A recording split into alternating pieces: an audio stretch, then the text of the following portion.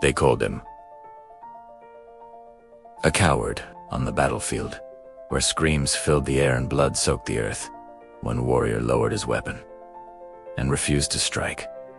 Not because he was weak, not because he was afraid, but because he had made a promise that would change the fate of an entire kingdom. This is the story of the warrior who refused to kill. His name was Tarek of the Red Plains, a warrior trained since he was a child. He could run faster than most, strike harder than many, and endure pain without making a sound. Kings wanted him in their armies. Enemies trembled when they heard his name. Yet, there was something strange about Tarek. In every single battle he fought, he never delivered the final blow. He disarmed his opponents. He wounded them. He ended the fights, but he never ended their lives. And among warriors, that was considered unforgivable. Death is the language of victory, they would say. A sword that refuses to kill is a broken sword. Tarek's refusal wasn't born from weakness, but from a memory burned into his soul. Years earlier, when Tarek was just a boy, war had come to his village.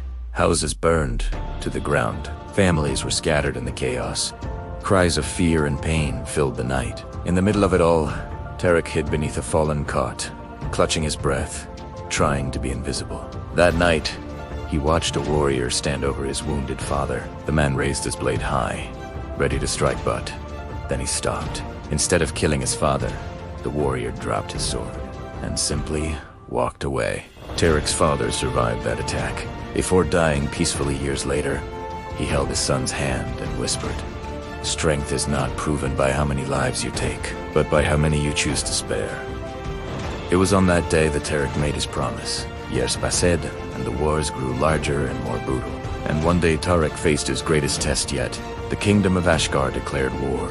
Their leader, General Vorin, was ruthless. A man known for slaughtering entire villages just to send a message. During a brutal, chaotic battle, fate brought Tarek and Vorin face to face. Steel clashed against steel. Dust rose from the ground, blurring the world until it narrowed to just the two of them. With one final, decisive strike, Tarek knocked General Vorin to the ground. The entire battlefield seemed to fall silent. Vorin lay helpless, his weapon just out of reach. All Tarek had to do was finish Italiano.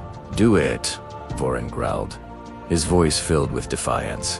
"Prove you're a true warrior."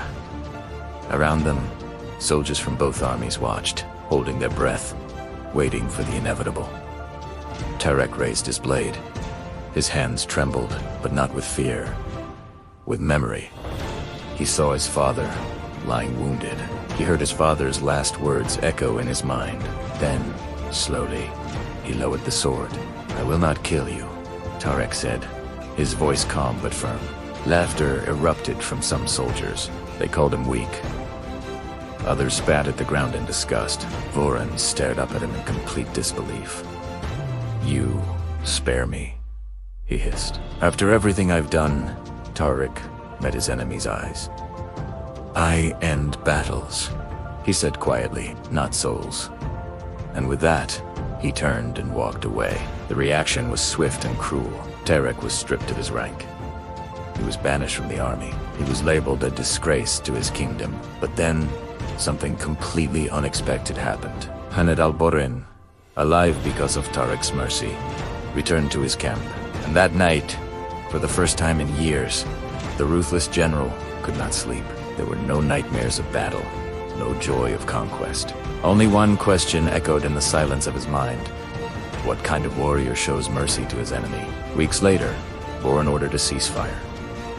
Months after that, peace talks began, and slowly, the wars stopped. Years later, children would tell stories of Tarek not as a coward, but as a legend. They said he carried a sword that could defeat entire armies without drowning the land in blood. And when people asked what truly made him great, the elders would smile and say, "Anyone can take a life, but it takes true courage to spare one." And so, the warrior who refused to kill became the man who taught an entire kingdom a new meaning of strength. Thank you for watching. If this story moved you, please consider subscribing for more tales of courage and humanity.